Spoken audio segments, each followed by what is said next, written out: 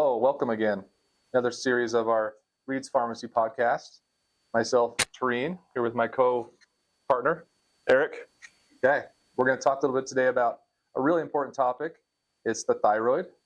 We get questions asked on this all the time as we're working and people calling in, and they want to know how their thyroid is and what's going on. So that's our topic of expertise today.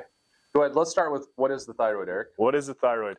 Well, the thyroid, so important, so critically important to kind of everything in our body.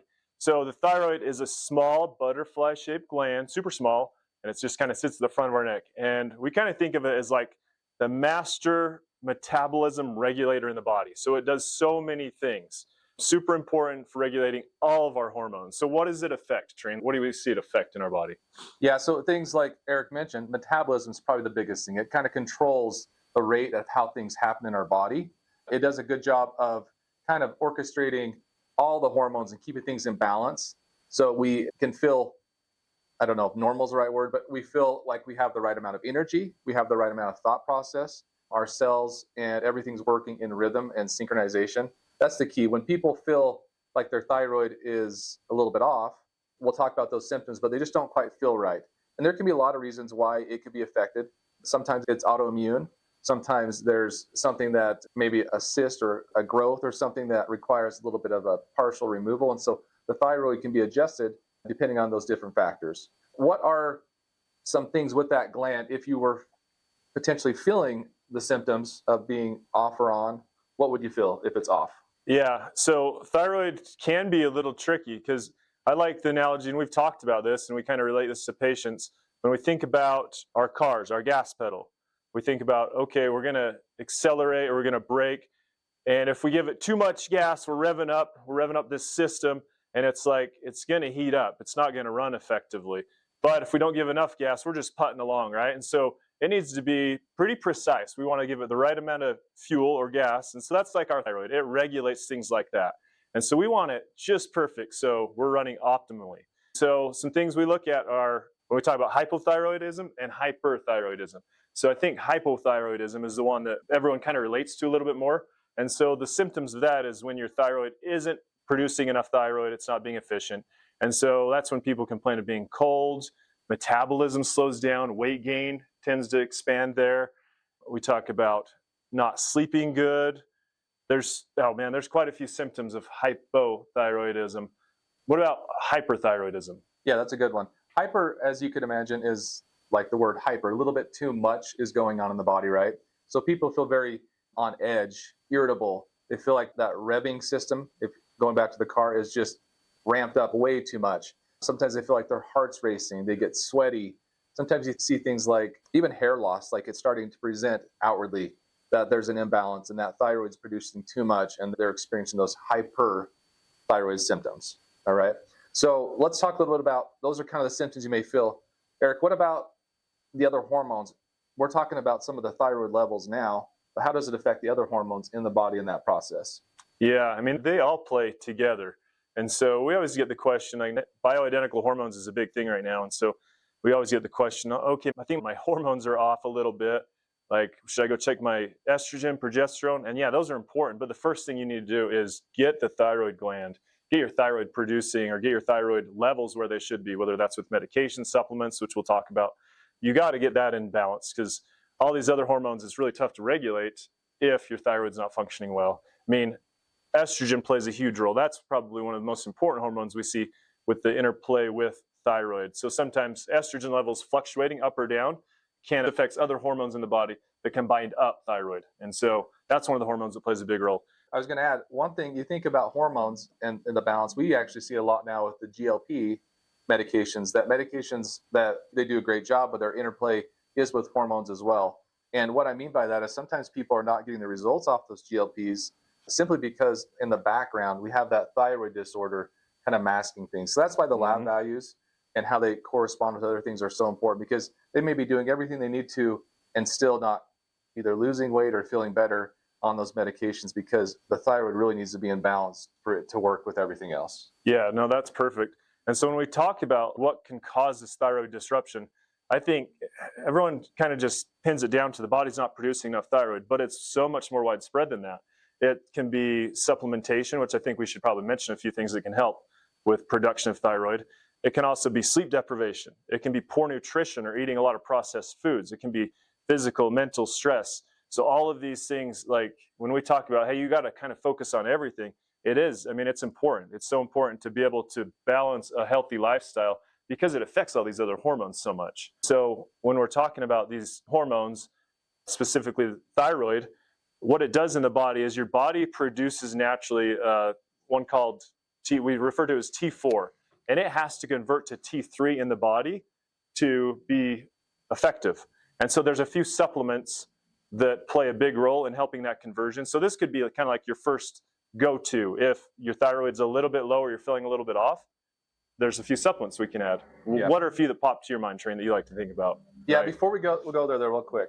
I do want to suggest, if you're feeling off, I think it's always good before we do too much modification is to get some lab values just to see if how you're feeling matches up with labs. Now, labs are not the know-all, right? There's obviously lab values and then there's how people feel. But I think it's important that we do get lab values checked. It's a good baseline marker to say, where are we at? How are we feeling? Does it match up with some of the labs? So before we go into some of that, the supplement options, the labs are very cheap. They're very affordable and they're readily available. Every doctor, or there's even some lab companies here in town that will run those labs for really an inexpensive cost. So we actually have some options too within the pharmacy to get those labs. So if you do have questions on the lab work, you could get with your doctor or us, and we could get you steered in the right direction to get those tested, because that's really important. I'm glad you mentioned that, because so often we just have people come in and say, hey, I got a TSH checked, and I got my T4 checked. And so labs make a big difference, because those labs maybe aren't as comprehensive as what we really need. And so TSH is really just this upward level that doesn't really tell what the body's doing with thyroid.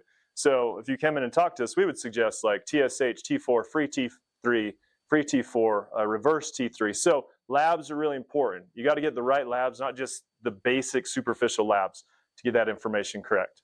Why don't you mention some of the over-the-counter options if their labs are off, and then I'll talk about maybe some thyroid compounded medications that we could do and some other ones. Yeah, perfect. So especially if you're feeling a few of the symptoms or you're just barely off, and honestly in general, just to get your body converting the inactive form of thyroid to the active form, there's a few supplements can play a big role. So selenium, we think selenium plays a huge role in converting to the active form, which is T3. So selenium, zinc, super important, magnesium, those are probably the top three. And then we'll also look at omega fish oils. That plays a role as well. And then the last one, I guess, would come to mind is iodine. So iodine's a little bit tricky. So your body does need iodine to convert to T3, but we don't want to overdo it. So you want to make sure to come talk to somebody that knows. So you don't just want to go on Amazon and purchase a whole bunch of iodine. That's going to overstimulate it. So that one's a little bit touchy, but super important as well. So selenium, zinc, magnesium, fish oils, iodine can all play a big role in helping your body activate or produce the active form of thyroid that you need to feel good. Perfect. Thank you. And there are some that are not over the counter. There's some prescriptions that we can make and adjust specifically for you. And that's where compounding comes in. Thyroid is such a delicate organ, and the balance is, again, like we've talked about, is the important part, right? How is it balanced in the body? And everyone's dose is a little bit different with females and males and their age and different factors. You talked about stress. Maybe they have underlying other autoimmune conditions that are changing inflammatory states in the body. So that brings up the idea that we can compound the ratio of the T3, the T4. We could do a whole bunch of different combinations that really help the person feel better. And it's better than just the sometimes generic dosing available behind the counter. So another one that comes to mind is low-dose naltrexone, also called LDN. It's a very good option for people that have inflammatory conditions that are causing the disruption in the thyroid. And we can talk more about that maybe at another time, but it's a low dose, as the name says, than the typical dose. But that low dosing is actually a tiered system that builds up, and as it adjusts in your body, it actually regulates the thyroid and the inflammatory markers quite well. We've had great success with that as well. Yeah. So when you think Hashimoto's, thyroiditis, like people always say, oh, I got Hashimoto's. And so what that is your body's attacking the thyroid gland. And so eventually your thyroid levels will come down. So sometimes you can have Hashimoto's before you have symptoms of your thyroid being deficient. And that's where LDN comes in nicely. So Hashimoto's can be, we'll say, treated. It can be slowed down by using LDN. So that's the purpose of it. So if you've ever thought, or been told I have Hashimoto's, low-dose naltrexone can be a game changer to help decrease, like Trine said, the inflammatory process that destroys your thyroid gland. So huge component, can play a big role with that. So overall, Trine, we'd say thyroid, super important. Very important, very important. I wanted to note too, real quick, as some of you may notice, there's been a lot of new literature from the FDA on the safety and efficacy of some of the man-made commercial products out there. And so there's a lot of debate we've heard in the last couple of weeks on levothyroxine, what's safe, what's not. So get with us, talk to us about some of the options. You mentioned bioidentical, and tell us just real quick if those are better than the commercial products, or if they're safe or not, and what that means, just so that people understand about the compounds and how safe and effective they can be. Yeah, compounding is a great option. And sometimes thyroid, levothyroxine, can work really well for people. I think so many people need thyroid medication though. And so like Trine says, it's not one size fits all. And so the thyroid option, super safe.